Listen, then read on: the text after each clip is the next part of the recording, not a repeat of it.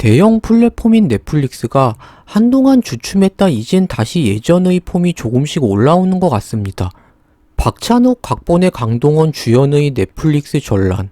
아무리 네임드 제작진의 네임드 주연이라지만 한동안 넷플릭스의 폼이 예전 같지만 않았던 터이고, 강동원님은 최근 영화 설계자 때문에 안 좋은 기억이 있고, 그리고 전란은 총괄인 김상만 감독을 메인 마케팅에 활용한 느낌보다 각본에 참여한 네임드, 박찬욱 감독을 부각시킨 것 같은 느낌이 들어 전란도 네임 셀럽 마케팅으로 겉만 치장한 영화가 아닐까? 반신반의였는데, 직접 영화를 접해보고 나니 요번 전란, 네임드 이름값에 걸맞는 컨텐츠가 나왔네? 넷플릭스도 예전 폼이 다시 올라오네? 액션부터 전개까지 깔끔하고 준수하다는 느낌을 받았습니다.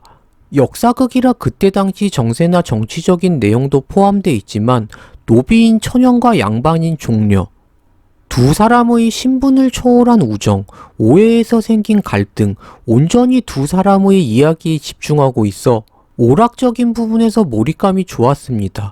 극에서 임진왜란 때 백성을 버린 선조의 이야기가 가미되어 있긴 하지만 전란은 역사 이야기에 초점을 맞추었다기보다는 대중들이 원하는 볼거리 액션에 많이 치중을 한 것 같습니다.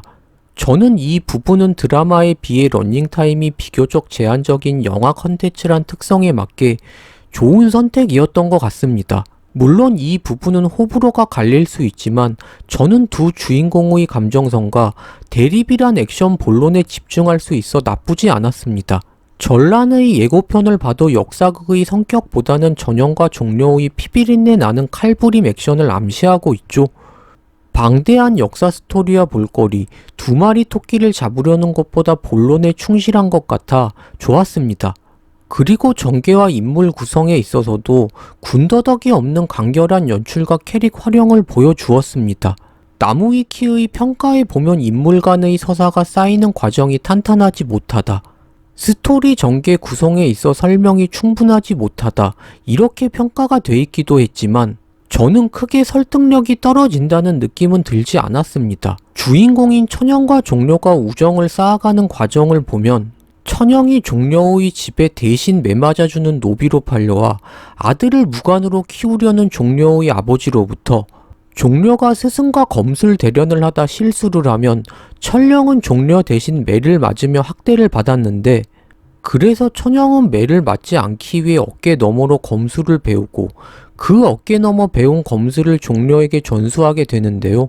일찍이 신분사회의 잔혹함을 아버지를 통해 겪었던 종려는 검술에 재능이 없었던 자신을 가르치는 천령이 고맙기도 했지만 자기 때문에 아버지에게 대신 매를 맞는 노비 전령에게 연민과 함께 신분사회에 대한 방기의 실천으로 천영을 노비가 아닌 친구로 받아들이고 천영도 그런 종려의 진정성을 알기에 관계의 빌드업이 이루어지는데요.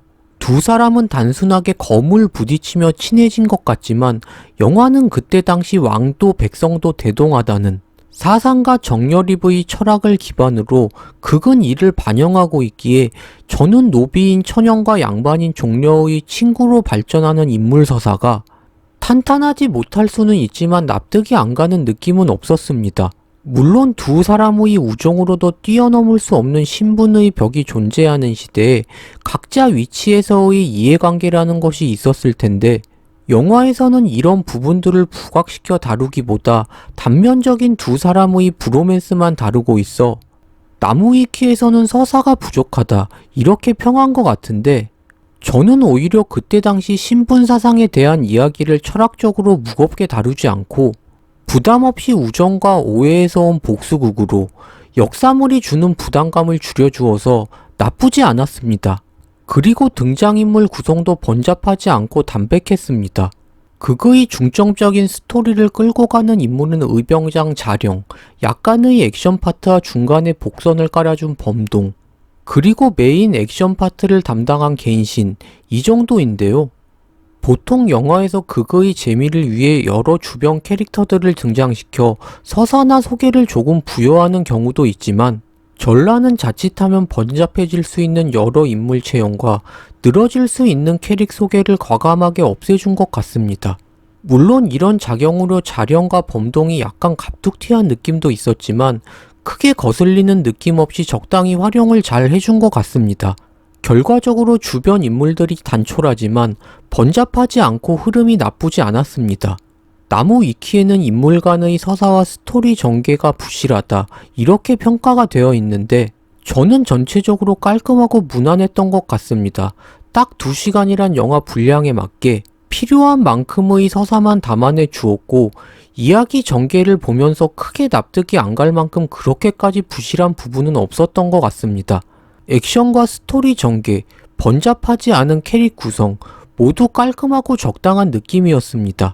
이제 끝으로 전란의 액션을 보고 느낀 점을 이야기해보면 김상만 감독님은 액션 파트를 담당한 검객 세 주인공, 조선 검술을 사용하는 천영, 서양 검술을 사용하는 종려, 일본 검술, 주로 쌍검을 사용하는 갱신, 세 주인공의 검술 동작의 차이를 줄여 노력을 많이 하셨다고 하는데요.